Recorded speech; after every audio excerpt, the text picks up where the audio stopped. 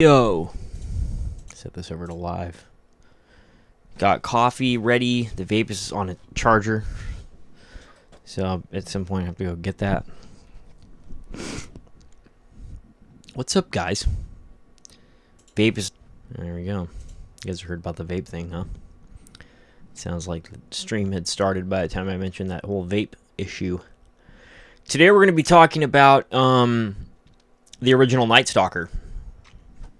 The first thing I want to mention is pretty much everybody in the world that I bring this case up to and I say, oh, the original Night Stalker, they always confuse that for Richard Ramirez. Richard Ramirez is not the original Night Stalker. The original Night Stalker is this guy here. Okay. This is Joseph James DeAngelo Jr.,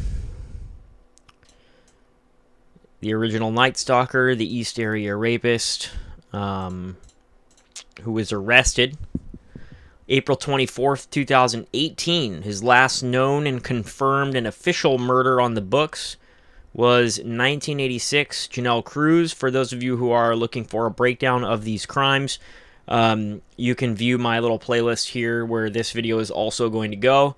And it pretty much walks you through a synopsis, plus my feedback, observations, and insight in these crimes from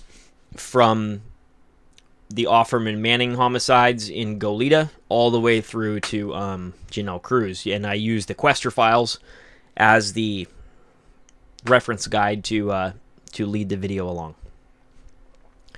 But today we're going to be talking about something I consider a very historic and very important piece of... artifact.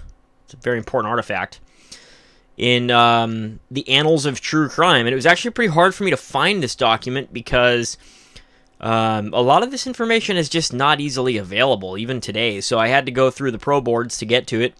And the pro boards had a version of the FDLE profile posted there in the documents section, but it was horribly formatted. And I just thought it didn't really look very professional or very good. So I had to copy and paste all of that information over. And which is the junkier junk silence? Handwriting expert or criminal profile? Handwriting expert. Because the profile is going to be assaulting... well, we're going to see. You're going to see some of this stuff is pretty interesting information that's being shared in this profile here. But a profile is actually based on... evidence that the offender might not be intending to put out there, whereas handwriting, you can literally fake your handwriting and no one would ever know. So I'm trying to do a no-fill on this one for you. All right, I might have some limited time today, not too sure, so I'm going to try to get through this entire profile. Zoom in a bit more. What do you guys see now? Does it look good? Not bad, I guess. And let's get started. So the FDLE is the Florida Department of Law Enforcement, and in the 1990s, I think it was like 98 or something like that, law enforcement officials out of California sent their case files over to a criminal profiler in Florida named Leslie DeAngelo. They asked for DeAngele's assistance in compiling a psychological or criminal profile of the offender, now known today as the original Night Stalker. Here is that document.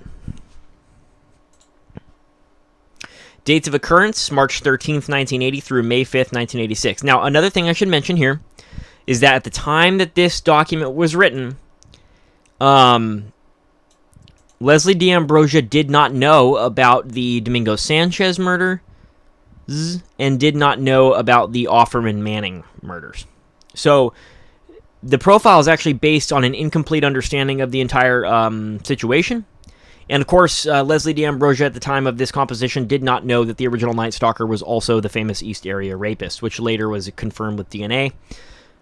Here is that document. But you're going to see some of these... gaps in their understanding permeate through this document. The following criminal investigative analysis was prepared by Special Agent Leslie DeAngelo, Florida Department of Law Enforcement, Miami Regional Operations Center, in consultation with and review by Detective Sergeant John Yarborough, Los Angeles County Sheriff's Department, Homicide Bureau. The analysis was based upon a review of the materials submitted by and conversations with Detective Harold Scott, Ventura Police Department, who did a terrible job in this case, by the way, Investigator Larry Poole, Orange County Sheriff's Department, and Detective Larry Montgomery, Irvine Police Department. The conclusions are a result of knowledge drawn from personal investigative experience, educational background, and research conducted by members of the National Center for Analysis of Violent Crime, FBI Academy, Quantico, Virginia. The final analysis is based on probabilities. It should be noted that no two criminal acts or criminal personalities are alike. The offender may not fit the analysis in every category. This analysis is provided exclusively for your investigative assistance. It should not be disseminated except to other criminal justice agencies with investigative and prosecutorial interest in this matter. The conclusions are based on information provided and the experience noted. The analysis is not a substitute for a thorough and well-planned investigation and should not be considered all-inclusive. So, people like to trash on criminal profiles and say, well, you're not really doing a fucking investigation. You can actually see here in their own words, Leslie D'Ambrosia is owning that. The analysis is not a substitute for a thorough and well-planned investigation. Okay? This is another interesting thing, is that this is not to be disseminated for anyone who doesn't have investigative or prosecutorial interest in this matter, which means that it's now declassified, but we're essentially looking at holdback evidence. We are seeing in this document the way that law enforcement investigates serial killers. That's kind of rare, because when we're online, we get a lot of rumors and bullcrap and nonsense. So this is not an example of that. This is law enforcement's actual internal files. This analysis is based upon a review of 4 homicides with a total of 6 victims. Of course, those are some of the original Night Stalker victims. We're missing another 4 from that list, and of course, we're missing the entire East Area rape spree and the Visalia ransacker. All the victims resided in upper middle to upper class single-story residents. All the victims were low risk for becoming victims of violent crime. All 6 victims died as a result of excessive beatings to the head with a blunt force instrument. The first 2 victims, the Smiths, had ligatures tied around their wrists and ankles. The Harringtons and Manuela Bethune had ligature marks around their wrists and ankles. Janelle Cruz had a bruise abrasion on her right wrist and evidence of a soft ligature used on her wrists.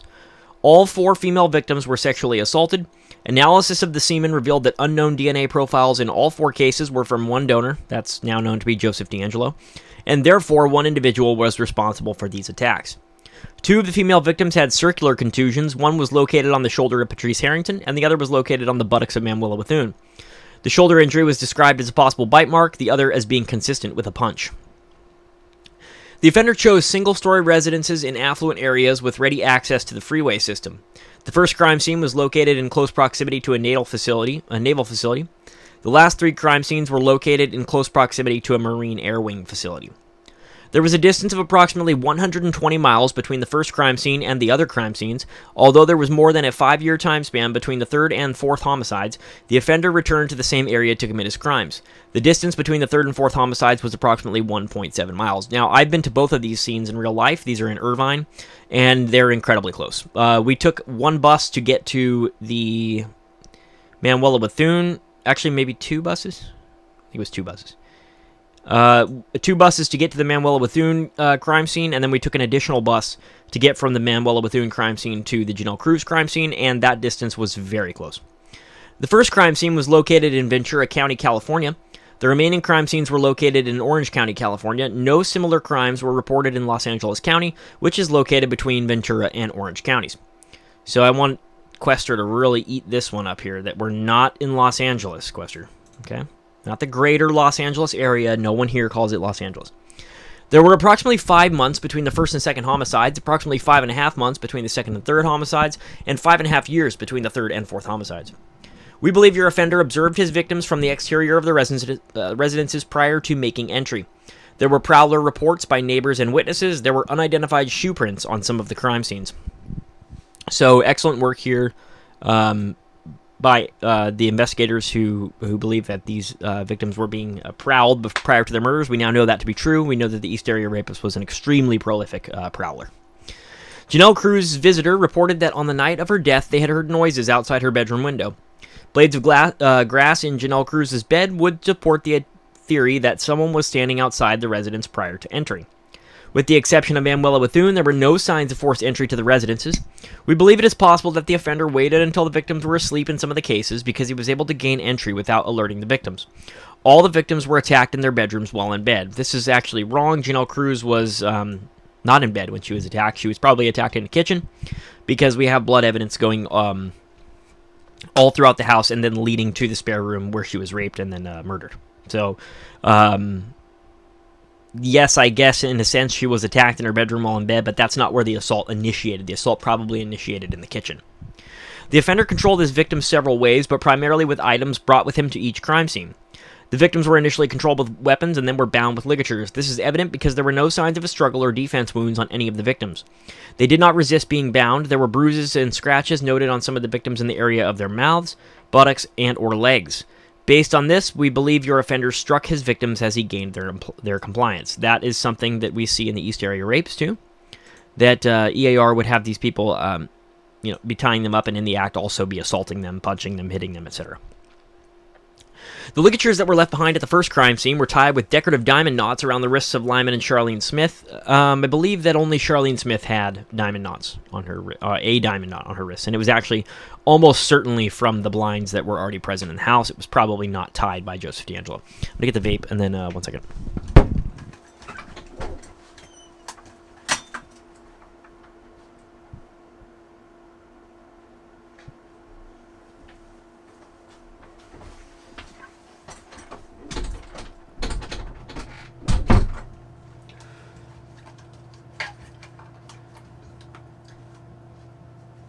The ankle ligatures were tied with square knots, which were different from the wrist ligatures. Okay, so the reason for that is that he's going to be untied. It's a couple of reasons.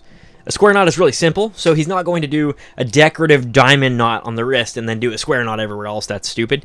He probably just used basically square knots everywhere. And then also that was done so that he could untie the leg bindings for the sexual assaults. It is also evident that the offender used blunt force instruments found at the exterior of the crime scenes. In the first crime scene, a fire log previously located on the side of the house was used. Metal fragments were found in the injury to Patrice Harrington's head, indicating a metal object was used as a blunt force instrument. Keith Harrington's father had been installing a sprinkler system at the victim's residence the day of the homicides. The sprinkler heads were readily accessible from the exterior of the residence. It was reported that a pipe wrench was missing from the exterior of the house by Janelle Cruz's stepfather.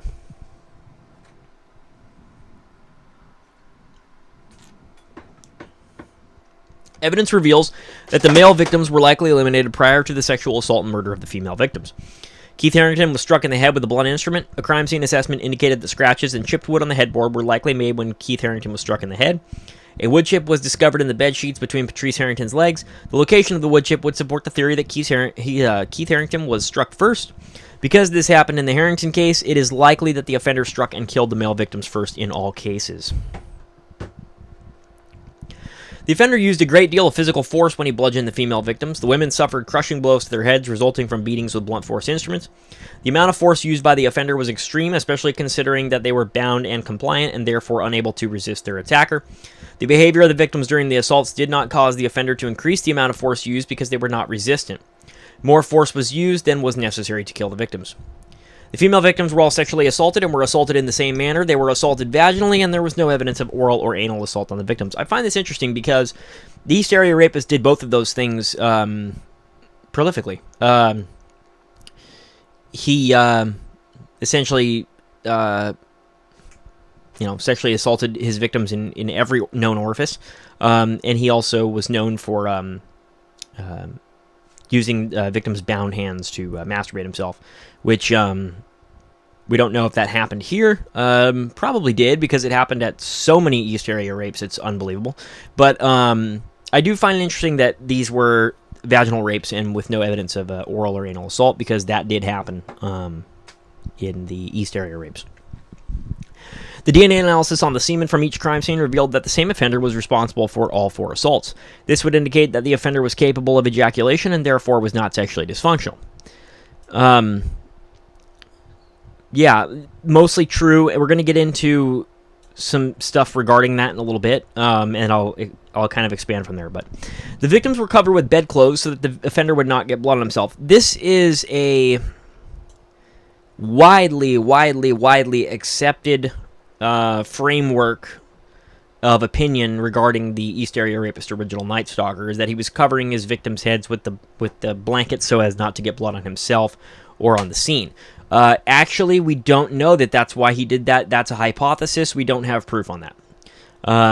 It's kind of reasoned that way. But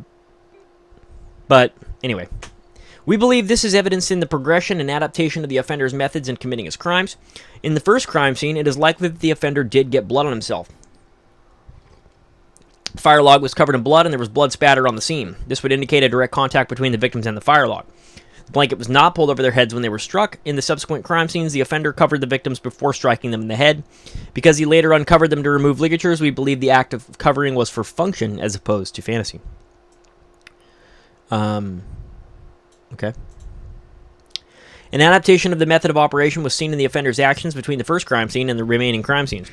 As we indicated, the offender adapted his methods when he covered his victims in the last 3 crime scenes. The offender also changed his methods when he took the ligatures and the blunt force instruments away from the same crime scenes. In the first homicide, the victim's personal jewelry was taken. However, the valuable jewelry she sold as one of her business ventures was in plain view and left behind. Jewelry was also removed from the third crime scene, while other items of value were left undisturbed. As we see here, as we indicated, the offender adapted his methods when he covered his victims in the last 3 crime scenes. That could be because he wanted to not get blood on himself and the murder weapon, or there could be another reason. I've hypothesized that if you were going to pursue an alternative motive for this type of behavior, you could say that it's possible that the fire log didn't get slippery with blood and brain matter, and so he didn't need to cover those victims, and then when he began using metal instruments such as the sprinkler head, the pipe wrench, the lawn plugger in Goleta, which won't be talked about here because it wasn't known to be his crime at this time,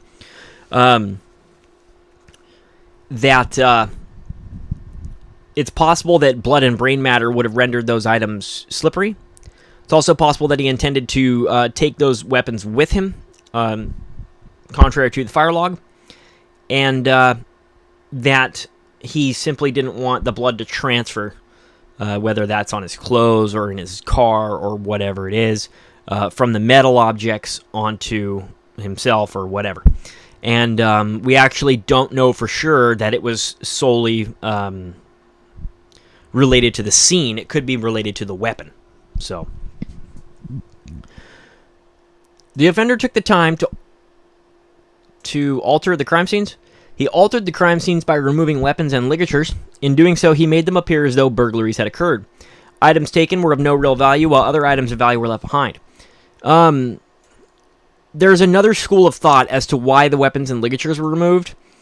One is that the ligatures themselves may have, in certain cases, have been shoelaces, which he had proven to be extremely successful as the East Area Rapist, but that he didn't want those shoelaces to be found again as the original Night Stalker because it would indicate to law enforcement that the original Night Stalker was the East Area Rapist.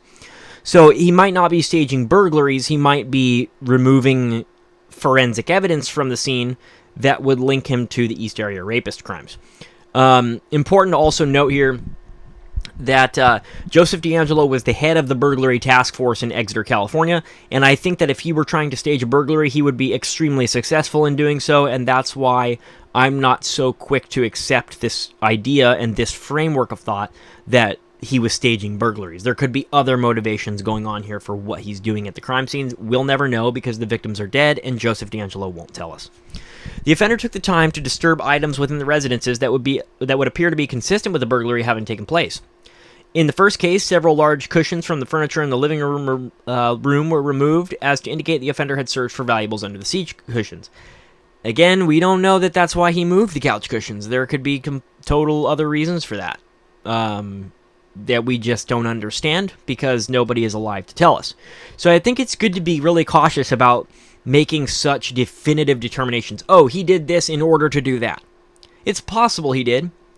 And I think trying to broaden the scope of your interpretation of a crime scene can be extremely useful. Instead of going into it with a very narrow field of focus and a predetermined conclusion as to why items are being removed from the crime scene why these types of things are being done. It's better to kind of take a step back and look at it as, okay, it could be this, but we really don't know. In this scene, several items of value were easily accessible and were not taken. So, again, a guy who's the head of the burglary task force, if he wants to stage a burglary, he's going to steal those items of value whether or not he keeps them himself, I would hypothesize. But I could just be wrong. Joseph DeAngelo could be brain dead retarded. And I don't think he was. In the case of Manuela Bethune, the offender removed a large television set and left it on the patio. It is unlikely that the offender intended to carry the television set over the high fence used at the as a point of exit at the rear of the residence. This behavior would be consistent with someone altering the scenes to make it look as though burglaries had occurred. Why is that? Why do we say that so conclusively? Because Joe DeAngelo would know that that's exactly what the police would think too. That, okay, well, no one's going to carry a television set over the fence, whether they're burglar or not. So why does he bring the TV set to the fence? It's possible that he was getting old and he just needed something to step up onto, and it was easier than jumping over the fence. I'll give you another possibility. It's possible that he didn't want shoe prints to be lifted from those fence surfaces. God knows. And so by stepping up onto that TV, he could then just swing his leg over without actually putting a shoe print on the fence. We really don't know what's going on here. And that's why I don't like when we just hear something one time on Reddit and then repeat it ad nauseum for 1,000 years, such as Greg Sanchez and Joseph DeAngelo got into a fist fight. That almost certainly never happened. And it's become sort of the lore of this case.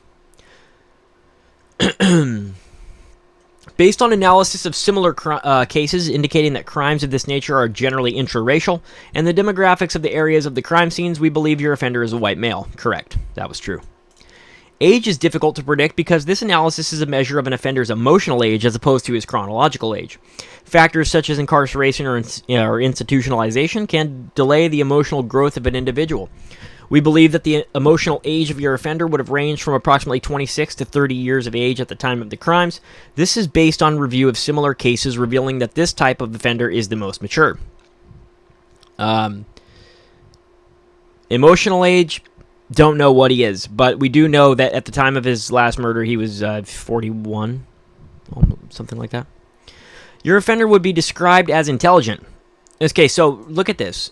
Now, if he's an intelligent offender, and we know that he was, at minimum, the head of the burglary task force in Exeter, that he probably knows how to stage a burglary better than he did at the ONS crime scenes. And so that starts to indicate to us that maybe there's something else happening here that we're just not really sure about.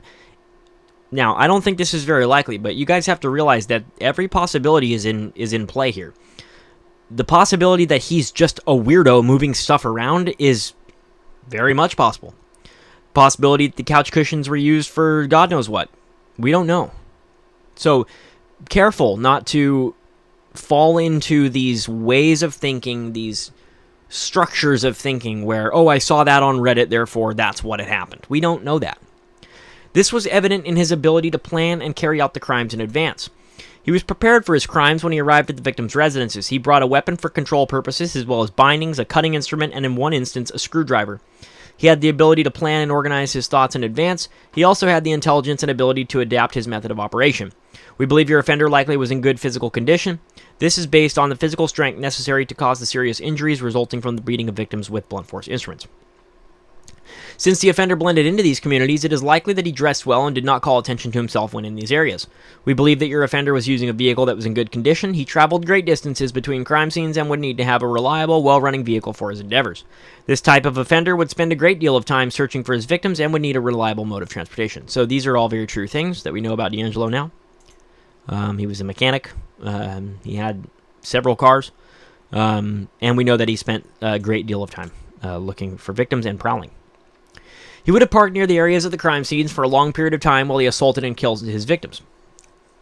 Yeah, that's interesting, because I've heard people hypothesize that he was visiting family so close to some of the Irvine crime scenes, for example, that he actually didn't drive there at all. I totally disagree with that. I've been to the Irvine crime scene, and I would mostly speculate and mostly hypothesize that the exact location of Iran's parking spot is at the corner of Slocum and Lewis, which is just at the opposite end of Sycamore Park from Manuela Wathoon's house. It's the only blind spot where you can actually park. Go and check it out for yourself if you want to. And there's a high wall there. You can actually, if you park there, you can only be seen by 1 or 2 houses maximum. And if you went there at a late hour, what's this? Hello?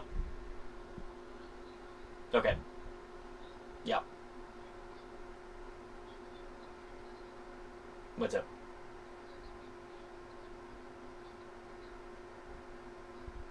What, every day? Okay. I think only Mound. I think so. She's getting her nails done. No. Yep. I don't know. I'm live right now, though. No, do that first, because I'm live right now, so you might as well do that first. Can you just do that first, since I'm live right now? Wow, you have multiple people with you. It's only like a mile away. You'll buy a little extra time, too. It's 5:44. Oh, jeez. No, never. Okay, Roger. Okay, sorry about that, everybody. So I think that he did park near the crime scenes, at least at Wathoon and Irvine. That would have been at Slocum and Lewis. Since the areas were described as affluent, the offender likely owned a vehicle that would not stand out when parked near these areas for a period of time. Because the offender needed a vehicle in good condition that would fit into the area, it is likely that he had some means of income to afford the travel and reliable car. He also failed to take cash and some valuable items at the crime scenes, indicating he likely already had some means of income. This offender spent a great deal of time searching for and conducting surveillances on his victims at night, and therefore was not employed during the early morning hours. Typically, the first crime scene in a series of homicides will be the closest to the comfort zone of your offender. In this series, the first homicides occurred in Ventura, California. That's not true. We now know that the first original Night Stalker murder was in Goleta. The first original Night Stalker murders were in Goleta, then Ventura. And then we know that East Area Rapist had shot and killed the Maggiore couple in Sacramento. And we also know that he shot and killed Claude Snelling in Visalia, California. There may be other homicides that are associated with this offender. We don't know, but those are the official ones. So this observation is going to be basically the largest and most glaring falsehood throughout this profile. More than 120 miles from the remaining crime scenes. The offender's comfort zone would have been in this area, meaning that the offender had either initially resided or worked nearest to this area at the time of offense. So that's not correct. It is significant that there was more than a 5-year time span between the third and last homicides that were located only a little over a mile apart in Irvine, California. We have discussed the offender's comfort zone being nearest to the first crime scene in Ventura, California. The killer returned to the same area in Irvine to kill again more than 5 years later, indicating that he was also comfortable with this area.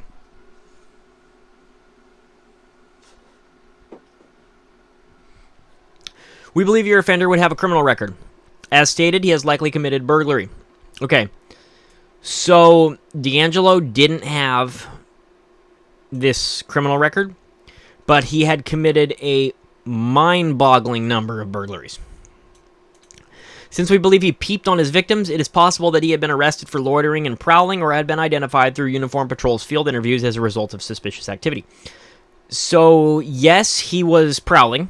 No, he had not been caught doing it because he was a police officer at the time. During the entire East Area Rapist spree, he was a cop. And then going back through Visalia, he just wasn't caught. So he would likely also have a criminal history for assaultive behavior from his deep-seated anger towards women. That's correct. He did have a assaultive behavior, a history of criminal offenses for raping and murdering. So this could include arrests for altercations or disturbances with both men and women. The main issue would have been that the offender was angered by the women, and this would have triggered the assaultive behavior. The fact that the killer attacked his victims inside their homes is significant. The few serial killers that have been known to attack inside the victims' residences prove to have histories of committing burglaries. So we do see that with the AR. In these 4 cases, the offender also was able to enter in a stealth manner without alerting his victims. Based on these facts, we would surmise that your offender would likely be an accomplished cat burglar. Correct. Research has proven information on the likely characteristics and traits of this type of offender. He would likely have been described by those who knew him as being neat, articulate, intelligent, and organized. He also would likely have been described as rigid, arrogant, domineering, and possessing an attitude of superiority. He would be further described as a manipulative, a chronic liar, and unremorseful. He may have an interest in survivalist groups or racial prejudicial groups. This type of offender does not suffer from delusions where there is no sense of reality. He would know the difference between right and wrong. The offender was very methodical. At the first crime, he took care not to get blood spatter on himself when striking his victims by covering the bodies. After the first crime. His behavior was repetitive with respect to his performing the same acts during each crime. He arrived at the crime scenes prepared with a kit. He selected his victims through peeping. He approached the victims in the same manner. He bludgeoned all the victims to death and sexually assaulted all the women in the same manner. Okay. He planned his attacks very carefully with great attention to detail and likely would have rehearsed his attacks either literally or in the fantasy many times. Virtually every phase, weapons, transportation, travel routes, instruments of torture, and bindings would have all been pre-planned with the exception of the victim. The victims were also planned. I think that he knew who he was attacking before he attacked them. That's why we call him the original Night Stalker. He was following and studying his victims. At least as the East Area Rapist to some extent. He attacked geography first, victim second, but I think that there was a victim selection process after he had narrowed in that area. It is likely that your offender selected these affluent areas to offend for 2 reasons. First, these areas provided a degree of seclusion for him. All the residences were single-family homes with access to main highways. The properties were corner lots, had fenced yards, or were located on cul-de-sacs, providing a degree of privacy. Peeping in the windows of these residences would be a lower risk than peeping in more populated areas such as apartment complexes or military housing. Secondly, this type of offender typically has a grandiose sense of self-importance and believes that he is special and unique and can only be understood by or should associate with other special or higher status people. Because of this arrogant attitude, we believe your offender selected these affluent areas because he felt his victims were worthy of him. The offender searched for his victims, spending a great deal of time and covering numerous miles. This type of offender most often attacks strangers because he does not want any ties between the victim and himself. We believe that the offender selected these communities to find a victim and then through peeping would select a specific victim. So that's what I was talking about with the whole knowing who he was attacking. In the case of the Harringtons, DNA analysis revealed that the victims had engaged in sexual intercourse prior to their death. Janelle Cruz was entertaining a male friend in her bedroom when they heard noises outside her bedroom window. We conclude that he observed the victims by peeping and reaffirmed his belief that the women were whores based on the behavior he observed. I'm not sure where this word whores comes from in this analysis. You guys are going to see this as we go on. D'Ambrosia seems to rant about the word whores quite a bit, which is strange, but we'll move past that. This type of offender will formulate a plan to gain access to his victim. In this series, the offender selected his victims, observed them, and then gained entry. Offenders with this sexual proclivity have been known to overpower a victim with a weapon and immediately instill fear. So that's true. We saw that with East Area Rapist. In all but one case, the offender likely gained entry via an unlocked door. He did, however, have the tools to force entry if needed. In the third case in this series, the offender used a screwdriver to pry open a sliding glass door. Is that with Thune? I think so. Anyway. He likely prepared his equipment or a kit, including whatever is needed to gain access to his victim. In these cases, your offender brought ligatures, a cutting instrument, a control weapon, and a burglary tool to the crime scenes. This type of offender used a method of killing that reflected his desire for complete mastery and control over his victims. In those scenes where 2 victims were killed, the offender was not discouraged by the fact that 2 people were present. In fact, it is more likely that the offender was gratified with his ability to have complete mastery over 2 people. Since this offender enjoyed the infliction of pain, whether physical or psychological, the elimination of the targeted victim's spouses served 2 purposes. 1, the increased pleasure of controlling more than one person, and 2, to have complete mastery over the targeted victims through the fear and pain inflicted by the killing of their spouses. This would cause the female victims to suffer enormously while being restrained and unable to defend themselves. All this was at the core of your offender's desires and was reflected in his methods of killing. Your offender made the conscious decision to bludgeon his victims to death rather than to use some other simpler form of murder. This is apparent because he brought blunt force instruments into the victims' homes. It is likely that he chose this violent form of death due to his enormous hate for the female victims. In doing so, they would suffer greatly. To kill them easily or quickly would not have been satisfying for them. I want to disagree with this in a couple ways. I think that bludgeoning was chosen by DeAngelo because it was relatively quiet. And it could be accomplished with anything in the room. Like, there's 25 things that I could look around right now and use as a bludgeoning tool, so you get the idea. Also, I think that they died very quickly. I don't think that if someone hits you with a lawn plugger, you're pretty much fucked up, like, right away. And I don't think that... I mean, people get punched and they're knocked unconscious, you know. So I don't think that...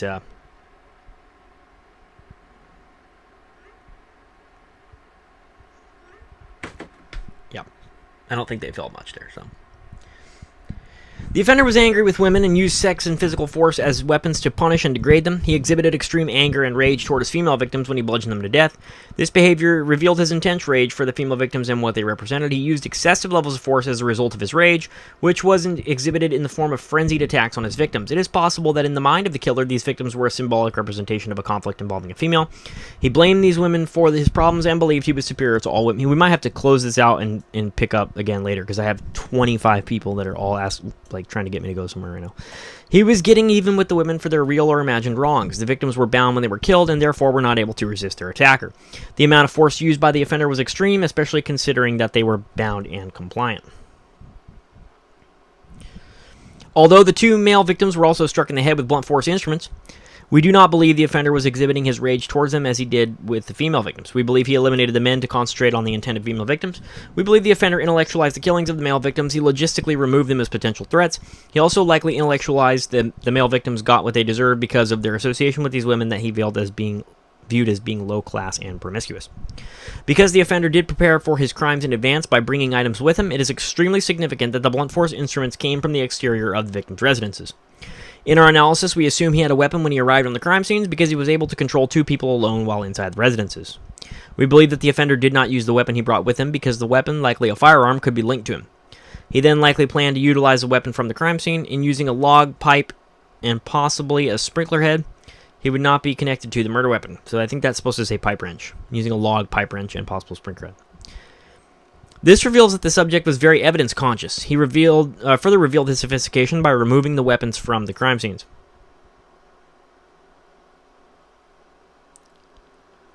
Stage burglary, fake home invasion, then where's a gun? Whoa. Murder Inc., what are you talking about?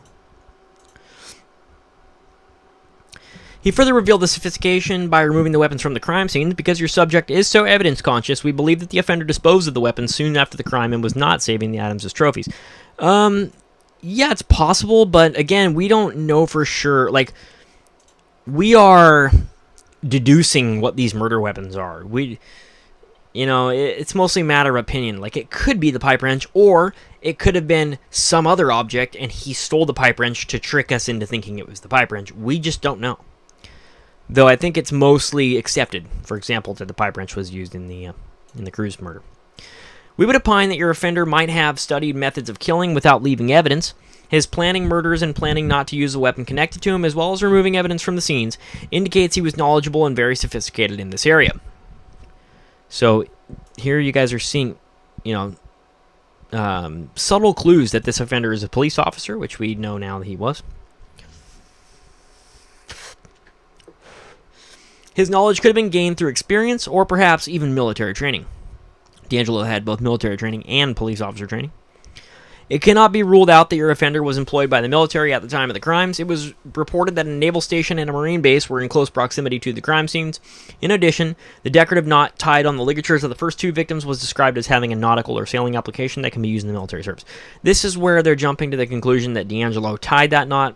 I don't think so. We believe that in order to justify the killing of these women, the offender needed to convince himself that the women were, quote, whores. This is where the whore thing starts, where it's like, what the fuck? First, the behavior he witnessed while prowling and peeping convinced him that the women were promiscuous. Second, when the subject engaged in sexual intercourse with the women, this reaffirmed his belief that the women were promiscuous. The offender was enraged by his perception of the women's behavior, and his anger was the direct motivation for killing these women. The sexual assaults were not the primary motivation for the attacks. The sex occurred as a method of the offender justifying in his mind that the women were whores. Because of this rage, he made a conscious decision that they should die. So very interesting here that DeAngelo is saying that the sexual assaults were secondary to the murder motivation. Very possible. We don't know. But what we do know is that DeAngelo was committing rapes before he was committing murders. So, at least home invasion type murder.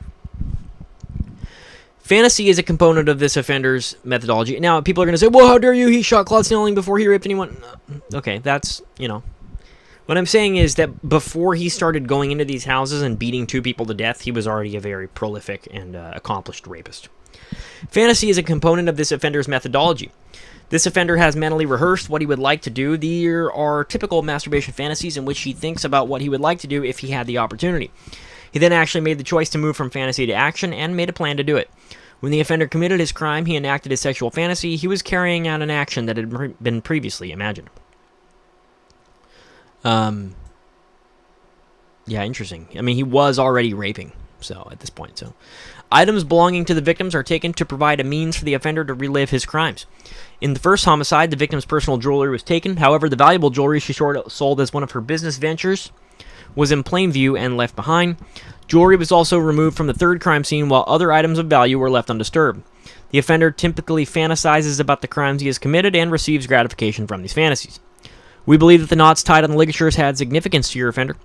In the first case, the 2 victims' ligatures were tied with decorative diamond knots around the wrists. However, the ankle ligatures were tied with a square knot. We believe the diamond knot was significant to your offender. I don't think so. He likely had fantasized about his crimes prior to committing them and had imagined the use of bondage and the tying of ligatures with this decorative knot.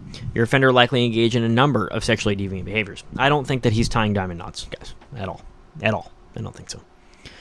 Research on sexual behavior has shown that when an individual engages in one sexually deviant behavior, it is likely they will engage in a number of other sexually deviant behaviors.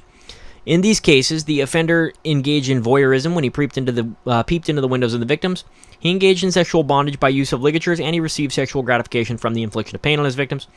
These behaviors involved an intense sexual desire to perform a certain act, which provided sexual gratification. Sexually deviant behaviors involve human or non-human objects and do include child sexual abuse. Because this offender needs domination, control, and manipulation for sexual arousal, we would expect to see a history of assaultive or abusive behavior towards partners. This would result from the offender's aggression toward his partner because this type of person will often use brutal force. If he was not arrested for incidents related to this behavior, an investigation into his relationships would likely indicate this type of abuse. Your offender, when in a relationship, would be able to come and go as he pleased, being the dominant and aggressive member of the relationship. Your offender, however, would not have likely maintained lengthy relationships with women, so this we know to be not true. He was married, and he also was almost married to Bonnie Colwell. Based on his deep-rooted hostility towards women, your offender was, in all probability, not married at the time of the crimes. So we know that not to be true. He was married. His sexual history would have included binding his partner during sexual intercourse. The binding of this partner is a method of domination and control. This type of offender is sexually aroused when he is able to completely dominate and control. His sexual relationships will reflect this desire. We don't know too much about Sharon and Joe's sex life, so... Physical evidence revealed that your offender was sexually functional. The offender was able to ejaculate during the commission of each sexual assault and therefore was not sexually dysfunctional. Actually, we know that's kind of not true. There were some East Area Rapist rapes where he'd started to have a harder time maintaining erections and ejaculating. I suspect that was because the escalation in these crimes was happening and that it was requiring more violence, more this kind of thing in order for Joe DeAngelo to get, quote, horny. As is the case with offenders who are dysfunctional, he was likely not burdened by anxiety and was not unsure of himself. Interesting. On the contrary, this offender was likely arrogant and confident in his abilities. The sexual assault occurred to demonstrate that the women were, quote, whores. There it is again. The sexual interaction was about how the offender viewed the women. Having intercourse with them reaffirmed his belief that they were promiscuous. Anyway. What? Hello, I live. Since the sexual activity was not about how the offender viewed himself, his performance or masculinity, he would then have a problem with sexual function. He would not have a problem with sexual function. So we know that not to be true from the EAR series. It is significant that the offender was sexually functional. Research and comparison of similar cases reveal that most offenders exhibit some form of sexual dysfunction. This offender is among a small group of offenders that are sexually functional. This is significant because in attempting to link similar cases, it would be unlikely that this offender would have committed crimes in which the offender was sexually dysfunctional and did not ejaculate. We know that also not to be true from the EAR series. There was crimes with this exact thing happening. There is documentation through the assessment of similar cases in research that this type of offender will attack strangers while having a compliant victim at home. Their appetite for sadistic sex would be described as insatiable. Women who have had sexual relationships with this type of offender reported that anal intercourse eventually became the regular routine and vaginal intercourse ceased. In addition, women involved with these offenders have reported being strangled to the point of unconsciousness during sexual acts. Well, he was having kids actively, so that's probably also not true. This type of offender seeks sex with compliant victims to include prostitutes. We believe it was likely that your offender likely engaged in sex with prostitutes. He would have engaged in the same type of sexual acts with the prostitutes as he did with his victims. This insatiable appetite for sexual bondage, mastery, and control would all be central themes to the sex acts performed. We have no proof of that. The analysis of behavior of similar offenders indicates that these type of offenders have repeatedly or reportedly engaged in sex with prostitutes but have not killed them because they differed in status from the type of women they victimized. It is likely that they are not harmed because of their different status and also because the offender does not have a need to punish them since they did not represent their victims. Wow, that's an interesting psychology actually right there. Yeah, he was choosing low risk, higher class victimology. So interesting. We believe your offender followed media accounts of the crimes he committed. Because the first victims were prominent in the community, there was a vast amount of media attention. It is likely that your offender followed the media accounts of the murder sufficiently removed at the Goleta crime scenes, which DeAngelo didn't know about at the time of this writing. And so we're just seeing anomalous stuff that isn't accurate. What I will say, though, is overall, Leslie D'Ambrosio is doing a very good job in this profile, and that a lot of information is consistent or at least largely overlapping with what we know about DeAngelo, with the exception of some intermittent, glaring errors. We believe your offender altered the crime scenes in an attempt to disguise his motivation for these crimes, and in doing so, attempted to manipulate law enforcement so as not to link the crimes together. Very, very interesting here. I don't think so much that he was attempting to disguise his motivation, though in a sense he was. I think he was trying really hard not to get them linked to the EAR series. And so things like removal of ligatures, removal of towel strips that were hallmark calling cards of the East Area Rapists were being removed from the scene so that those two series were never linked together. The offender was motivated by extreme anger, correct, but altered the crime scenes to appear as though burglaries had occurred. We don't know that that's true. We think that's true, and we've been told that that's true, but there could be other frameworks of psychology happening here. Again, like I said, guys, it's possible that he just moves stuff around because he's weird as fuck. We don't know. As stated previously, items were moved and or taken to give the appearance that burglaries had occurred. We believe the offender attempted to mislead authorities into investigating, quote, just another burglary that ended with the deaths of the victims. In the first case, in which Lyman and Charlene Smith were killed, the crime was relayed in detail to the public through the media, who had access to a large amount of evidentiary information.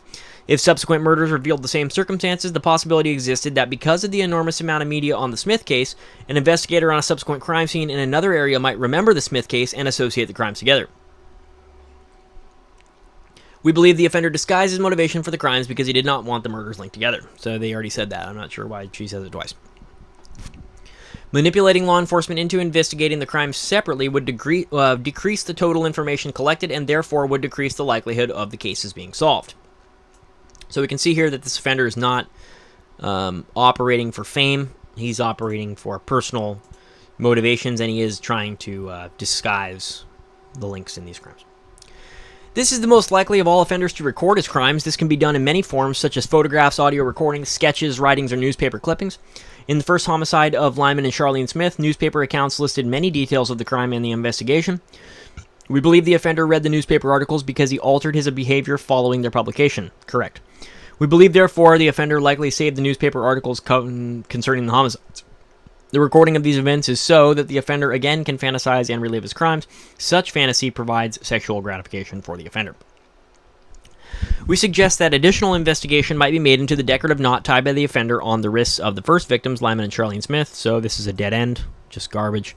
The knot was described by an expert as a decorative diamond knot with sailing applications or interior design applications. Guys, remember Charlene Smith is an interior decorator. That's where the knot comes from. DeAngelo didn't tie a fucking diamond knot.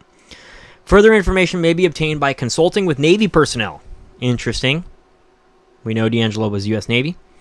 Specific knots have specific nautical uses. It may be possible to identify the type of use this knot would have in the Navy and therefore identify the occupation or type of individual who would have a practical use for this knot in his profession. It is significant that 5 years and 3 months passed between the third and fourth homicides, which occurred approximately 1.7 miles apart. Remember that there is a Goleta crime in between here, 1981, that we don't know about at the time of this writing here. Your offender ceased committing these crimes but returned many years later to the same area. If the offender was incarcerated, institutionalized, or moved from the area for a period of time, he later returned to the same city and community where he last killed. This would be a significant area for him and may be considered a comfort zone. Your offender likely had ties to this area either through employment or residence. If not already done, investigation may uncover individuals who were transferred and returned to this area during this time frame, as well as individuals released from incarceration during the same time parameters. The crime scenes represent a significant set of facts concerning the type of area, or present location of the scenes and the extensive travel accomplished by the offender. The offender killed in a distance that spanned more than 120 miles across the west coast of California, even more. The crime scenes were all in close proximity to the freeway system and were all in affluent communities. The offender killed in 2 different counties in California and traveled a great distance between the 2 counties, omitting the county between the scenes. In doing so, the offender chose not to kill in Los Angeles County, which offered numerous potential victims residing in affluent communities. Also, we have noted that the offender appeared to potentially have 2 different comfort zones. Because of this set of facts, we believe that it would be beneficial to retain the services of Kim Rosmo, Vancouver Police Department, British Columbia, Canada, an expert in geographic profiling. Geographic profiling could provide investigators with more specific information concerning the locations that the offender frequented, resided, and worked. This is why it's important that we actually know all of the crimes. We cannot do an accurate geographic profile of the offender if we're omitting multiple crime scenes, which was what happened here. We didn't know that the Goleta scenes were also EAR, and we didn't even know that this guy was the EAR. So then with those variables added in, the entire geographic profile changes, and the first one becomes irrelevant. Very important to know all of the crimes before you attempt to really get a clear and accurate picture through geographic profiling. So that can be problematic. Your offender spent a great deal of time preparing and searching for a victim. The investigation reveals that the offender likely watched his victims through their windows prior to gaining entry. We would expect that your offender did spend a lot of time peeping in windows of others who did not become victims of homicide. Your offender used a diamond knot on the wrists of his victims. Sexual bondage was very significant and important to the offender's sexual arousal. I don't think so. The use of bondage and voyeurism are considered paraphilic behaviors. Such behaviors are intense sexually deviant behaviors that offer the individual sexual gratification. These behaviors are often clustered, meaning that an offender will often engage in a number of sexual deviant behaviors or paraphilias. In addition, the behaviors do not subside just because the offender may have escalated to homicide. Interesting. Because they are, quote, intense sexual desires, the offender will continue to engage in such activity for sexual gratification. These behaviors will remain constant. Records may be reviewed pertaining to reports of peeping in these areas and similar communities. Reports of domestic complaints involving sexual bondage and aggression can be reviewed for suspect development. Individual queries of separate state and federal databases may be considered. It is unlikely that your offender ceased this type of behavior. If he is still living, we would expect him to commit similar crimes. The likelihood does exist that he has moved from the area, and therefore it would be important to inquire on a broad spectrum. Inquiring separately with each system that exists would ensure the thoroughness and quality of comparison. So, we all know DeAngelo kind of broke that mold that these guys don't stop. Now, if the official narrative is to be accepted and the last crime is 1986, then he simply stopped. We don't know why. We don't know how. Since the possibility does exist that this offender was employed by the military service, it may be fruitful to search incident reports, domestic complaints with bondage, and the DNA databases available through the military. At the time of occurrence for each homicide, teletypes were issued by the law enforcement agencies requesting information on these crimes or similar crimes in other jurisdictions. Since that time, teletypes have been reissued. Searches of the California database have been conducted, and continuous searches of the offender's DNA against new entries into the California DNA database are ongoing. In addition, information concerning all 4 cases was submitted to the FBI's VICAP system in an effort to link them to any homicide with similar characteristics nationwide. To date, there are no known repetitions of these crimes. Interesting. In assessing this information, the possibility exists that the offender either is in jail or has been institutionalized for a long period of time. The latter is not very likely, since this offender was intelligent, methodical, and would not suffer from a delusional type of disorder if he suffered from mental illness. So, take note of that for everybody who's asking about the crying fits at the EAR scenes and the pushing Jerry out crimes that claims that DeAngelo made after his arrest. There is also the possibility that the offender moved out of the country and resides in an area where the crimes would not be documented for linkage purposes.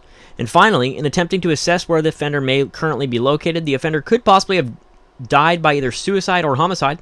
It is not uncommon for some individuals with the offender's characteristics to take their own lives. More important, however, were the behavioral characteristics indicating his rage for the female victims. We have discussed his anger for real or perceived wrongs committed by a female or females, and his need to inflict severe emotional and physical pain on women. His rage was so intense that he could justify why the men in 2 cases, quote, deserved to be killed by associating with these women. The rage and anger would be more significant factors in determining this offender's demise as opposed to some of the other personality characteristics. Because of this deep-seated hate towards women, the possibility exists that the offender could have been involved in a violent confrontation with a woman, or because of a woman, resulting in his death. It is also possible that if the offender were deceased, that he could have been killed in an attempt to commit a similar crime. If he were killed as a result of his entering a residence at night, the behavior seen in the 4 crimes assessed would not be present, and therefore the crimes would not have been linked through conventional means. We would suggest a search of investigations involving violent disturbances or burglaries resulting in the death of a male offender. Should a viable suspect be developed in this investigation, it is our recommendation that a consultation be scheduled with a criminal investigative analyst, profiler, regarding specific strategies for a specific individual. Assistance can be provided with an indirect personality assessment of the suspect. I'm trying as fast as I can to get through this. We're running out of time. The most important aspect of the interview would be the preparation. These types of offenders are aware of who they are and what they are, and because they are, quote, police buffs, they are very much aware of law enforcement and investigative techniques. It would be important then for the law enforcement officers to understand the personality of this type of offender, the cases, the individual suspect, and the paraphilias or sexually deviant behaviors that he engages. So it's not really... I mean, it's kind of okay writing, but... It is important to understand that these types of offenders are masters of manipulation, are intelligent, articulate, will consent to an interview, and likely will decline access to a lawyer. They are experts on themselves and their crimes. The interviewer should know everything possible about the investigation. The interviewer should have the rank of a detective or higher, dress professionally in a dark suit, white shirt, and conservative tie. The interviewer should be of equal or superior stature, build, or condition in order to dominate and control the interview. The interviewer should be of equal or superior intelligence, be articulate, formal, and professional at all times during the interview. The interviewer should be confident, calm, and relaxed, and at no time show personal feelings or emotion during the interview. The offender would likely view such feelings as weakness. Should other cases committed by this offender become known following the completion of this analysis, we reserve the right to amend our assessment. So we got through it. We did it. We're going to be okay now, guys.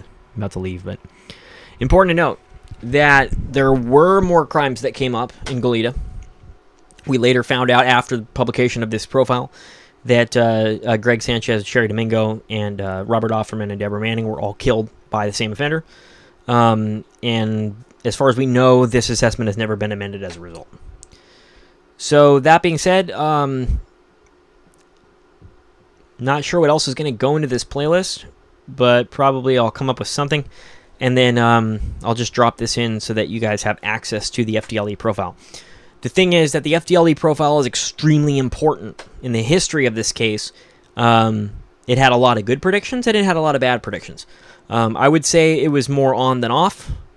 But it was off in some glaring ways, and some of that was because of that lack or deficit of information that was present in terms of how many crimes have been committed. For example, that he was the East Area Rapist, that he was the Visalia Ransacker. These things were not known at the time that this was written. So I wanted to put this document on the record for you guys and have it out there because it was so hard to find it in full. Someone on Reddit was like, let's assess what they got right. And then he gave like 10 bullet points. I was like, this is not the full profile. There's like a 20-page document on this. So I wanted this to be on the record. At worst, you guys now have me reading it and commenting on some things. So it is out there. And then I'll also publish, I'm going to publish this document as a PDF on ProBoards and some other places, just to kind of keep it in the mix for as long as possible. It's not easy to find, and I'm just happy we're able to dig it up. So, live from a spinning ball, this has been the most banned Brawler all night.